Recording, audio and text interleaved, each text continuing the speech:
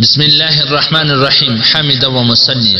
محترمینو، یو محترم رور دا پوښتنه کړې ده چې پلستر چا لګولې پر پلستر باندې مسح کول څنګه ده؟ تعلیم الاسلام اداره ستاسو د دینی پوښتنو ځوابونکي مولوي عبدالرحمن سمین صاحب.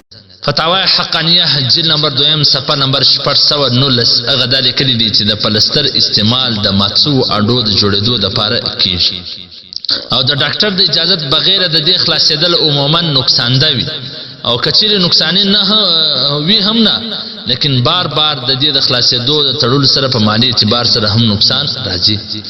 نو ځکه دا هم لکه پټي پر دې باندې هم مسح کول جایز ده. د دې لاندې هغه کم ځایونه چې دي هغه پرېول ضروري نه دي. په حواله ده رد محتار جلد نمبر اول صفحه نمبر 280 دا غرنګه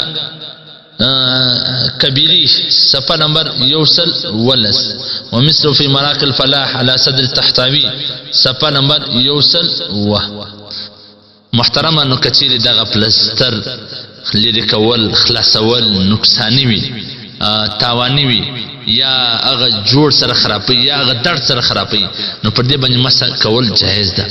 او کچا غسل کړي غسل کاوي نو چې کله دا واړونه نو هغه ځای بیا دوباره پریوي.